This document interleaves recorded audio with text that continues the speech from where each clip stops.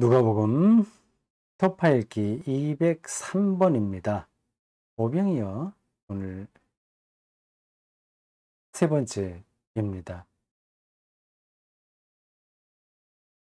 떡 5개와 물고기 2마리 이야기가 구체적으로 언급됐습니다.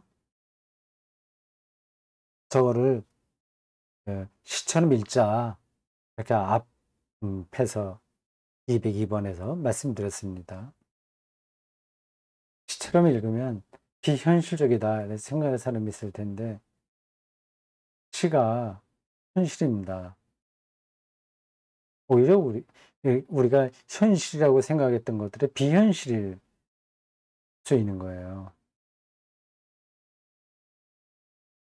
떡 5개와 물고기 2마리 이거 자체는 곧 없어집니다. 그러나 떡 5개와 물고기 2마리에 가 함축하고 있는 생명의 능력, 그런 것들은 없어지지 않는 거죠. 우리를 정말 살리는 거죠. 제자들이 그 얘기한 거예요. 이거 물고기 2마리, 떡 5개 이걸로 해결할 수 없다. 그 얘기입니다. 구체적으로 이렇게 사람 숫자도 얘기하네요. 남자가 한 5,000명 됩니다. 말한 게 아니라 이건 그냥 해명 서술한 거죠. 남자가 5,000명. 그 여자들도 있었고 아이들도 있었을 테니까 한 10,000명 정도 숫자를 어림잡아 말할 수 있는데 그건 모릅니다. 근데 그렇게 모이기는 좀 힘들긴 할 거예요. 10,000명? 5,000명이라도 어마어마한 숫자인데 뭐 그건 이렇다 저렇다 말할 것까지는 없습니다. 예수님이 제자들에게 50명씩 따로 앉히라고 얘기합니다. 퍼포먼스가 시작되는 거죠. 50명씩. 그러면 몇 무리가 됩니까? 50명, 500명, 5,000명, 100군데를 이렇게 모이겠네요. 어마어마합니다. 그렇게 다 앉혔다고 합니다. 예수님께서 떡 5개와 물고기 2마리를 가져서 하늘을 우러러 축사하시고, 축하가 아니라 축사하시고 해요. 제자들에게 주어 무리에게 나누어 주게 하니라. 참 이게 머릿속에 그려지시나요? 어떤 상황인지요? 일단 떡 5개만 생각해 봅시다. 12제자들이 나눠줘야 되잖아요. 그러면 그거를 빵을 반을 잘라서 서로 나눴겠죠. 어떻게 생각하세요? 빵을 잘랐는데 또 쭉 늘어나고 또 잘랐을 때 쭉 늘어나고 그렇게 됐을까요? 어떻게 된 걸까요? 이것도 시로 읽어야 됩니다. 그 당시에 어떤 일이 일어나는지 우리는 확실하게 알 수가 없습니다.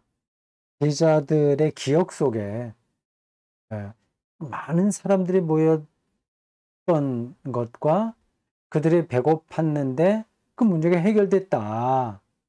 그 해결되는데 예수님의 특별한 능력이 개입됐다. 뭐 그런 것들이 종합해서 하나의 이야기로 전승이 되는 겁니다. 이렇게 이해할 수는 있어요. 좀 합리적으로 이해하면 이렇습니다.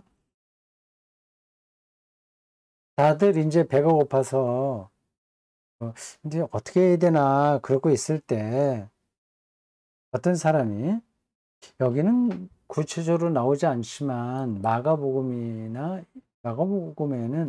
어린아이가 이걸 오병이어를 가져왔다고 해요.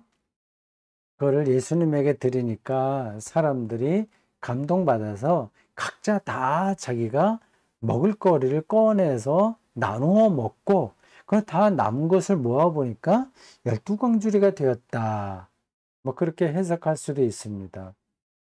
그럴 개연성이 높아 보입니다.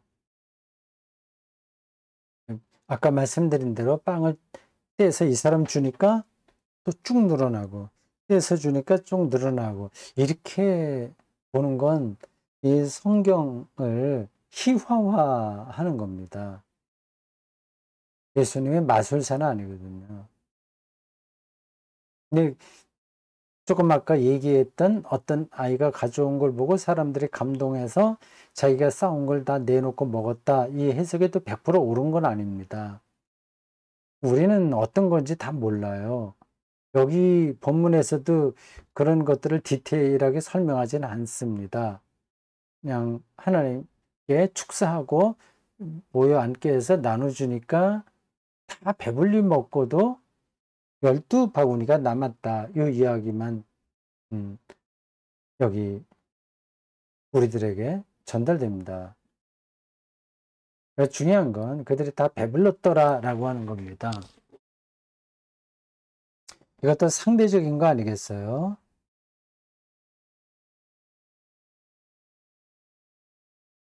어떤 사람은 많이 먹고도 아우 여전히 내가 더 먹고 싶다. 좀 부족하다. 이렇게 느끼기도 하고 어떤 사람은 좀 적게 먹었지만 난 충분히 만족한다. 이렇게 할 수도 있습니다. 아주 특별한 경우에는 한 끼 굶어도 배부를 수 있습니다. 그러니까 배고프다는 거가 너무 작게 느껴지는 상태에 들어가는 거죠. 이게 가능합니다. 나쁜 상황으로 본다면 자기 가까운 가족이 갑자기나 아니면 알타가라든지 죽었을 때 그건 배고픈 걸 느끼지 못합니다. 그 가족은. 그리고 너무 큰 근심이 있을 때 자기 자식들이 크게 말썽을 피워서 해결하기 힘든 상황에 떨어지면 그러면 이제 배고픈 것도 모르는 겁니다. 또 좋은 쪽으로도 그렇게 상상할 수 있죠. 자기가 이렇게 막 사랑했는데 뭐 별로 이렇게 호응이 없던 사람에게서 또 연락이 왔다. 그럼 정말 좋잖아요. 그럼 이제 배부른 거죠. 뭐 우리 신앙적으로 말하면 그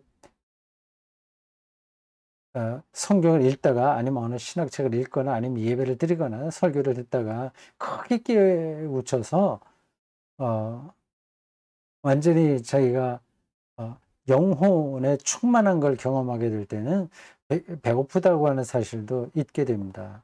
근데 저 상황이 어떤지는 모르겠어요. 그 당시 상황이.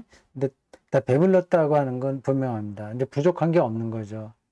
다 만족스러운 그런 상태에 들어갔습니다. 저는 교회가 이렇게 다 배부른 상태에서 친교가 되는 공동체라고 생각합니다. 여러 가지 점에서 다 배부른 사람들이 되는 거죠. 자기만 욕심 채운다는 게 아니라 자기가 좀 부족해도 배부른 듯이 사는 거죠. 교회도 그런 공동체일 뿐만 아니라 세상도 그렇게 돌아갈 수 있도록 기독교인들이 좀 본을 보여야 되지 않을까요? 배고파서 완전히 막 정신이 없는 사람처럼 자기 거 챙기느라고 어, 인간성이 다 하게 되는 상태로 가면 안 되지 않겠습니까? 저게 어, 관념적인 것만이 아니에요. 적게 먹어도 배부를 수 있다. 뭐 그렇습니다. 그런 걸 원하는지 아니면 실제로 내가 배불러야 되는지 생각해 보십시오.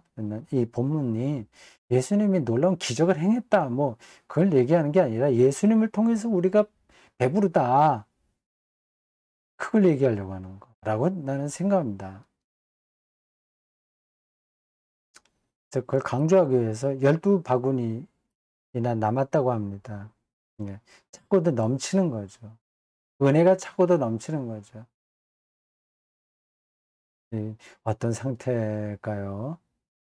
무조건 뭐 이런저런 문제들 다 잊어버리고 무조건 좋은 게 좋다는 식으로 그렇게 비현실적인 만족감에 떨어져도 된다는 뜻이 아닙니다. 그건 바보죠, 그렇게 되면. 자, 오병이어의 기적은 빵과 고기가 이렇게 마술 부리듯이 늘어났다는 데 있는 게 아니라 예수님 안에서 모두가